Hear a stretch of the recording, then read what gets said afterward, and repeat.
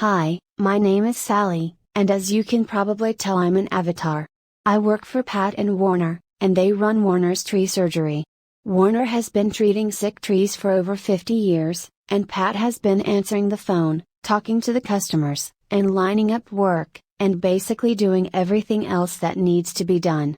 Warner is making a series of videos that hopefully contain all the things he's learned about trees over the last 50 years. This is the first one. It's about the danger the ash fly poses to Texas red oak trees. If you would like to help us get the word out to other people, this would be a good time to like this video and subscribe to our channel. Thank you. Over 40 years ago, California, Arizona and New Mexico instituted a program to get rid of the ash fly, because it was so destructive to trees and commercial crops. The ash fly basically gets in anything with the leaf, and this tiny insect can completely defoliate at least 40 species of trees. The ash whitefly has a 60-day lifespan, but for 55 days it's an aphid-like creature that is too small to see with the naked eye. The adult winged insects are just barely visible. In the past, California, Arizona, and New Mexico were successful in eradicating this pest with a combination of poisoning neighborhoods, crops, and orchards, and importing the ash fly's natural predator, a very small wasp, but at this time, as far as I know, nothing is being done about them. It's hard to see the ash fly on Texas red oak trees unless you know what you're looking for. In the past, aphids would infest Texas red oak trees' leaves, and if you touch them, they would feel sticky. Well, the ash fly does the same thing. So, if your Texas red oak tree's leaves are sticky and you live in Maricopa County, Arizona, you probably have the ash fly. The difference between the ash fly and the aphids is the ash fly will turn the Texas red oak leaves white, and if you know what you're looking for, before that happens, the top leaves of the Texas red oak tree will look a little weird.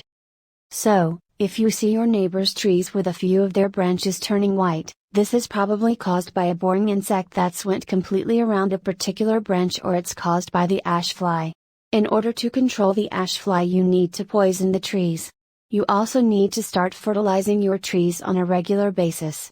I'm going to tell you which poison to use in a minute, but first you need to understand that the poison I recommend has nitrogen in it, and too much nitrogen is bad for trees.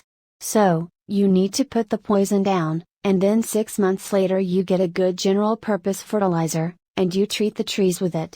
If you live anywhere within 30 miles of Mesa, Arizona, you need to get Warner out to treat your trees with something that will kickstart their immune system. You see, every cell of every plant has enzymes that dissolve fungus, bacteria, and viruses, and because the ash fly has been in your trees, those enzymes have been depleted. So, Warner needs to inject medicines into the tree that will kickstart the healing process right away. You can protect your trees by treating them with Bio Advanced Tree and Shrub, which you can get at Home Depot. This is a terrible poison, is so bad it was taken off the market for professionals to use, but thanks to some sneaky politicians, it was grandfathered in, so a 10-year-old kid can walk in and buy all he wants. Anyway, if you know it's toxic, you'll be fine, just don't go sticking your hands in it and licking your fingers. If you're careful, and a little bit afraid, it's safe to use. If you use the liquid, you pour the amount you need in a bucket with water, and you put the water down close to the base of the tree, and then you water it in. If you use the powder, you put the powder down close to the base of the tree and then you water it with a sprinkler. If a little dog licks it up before it's dry, it will kill the little dog. So, make sure animals and children are kept away from it until it's dry. You only need to put it down once a year, and in 3 years, if you do it yearly, you will not only get rid of the ash fly, but it will also get rid of all the boring insects in a tree. There's one more thing I need to tell you. Every place in the world where it rains, the water falls off of the trees at the drip line, and because that's where the water falls, that's where the roots that pick up the micronutrients develop, and all the instructions you get for the fertilizers tell you to put the fertilizer out at the drip line. In Maricopa County, Arizona, the roots have developed where the tree has been getting water all its life, and that's where you need to put the fertilizer. So, just ignore the instructions, and do it the way I just told you.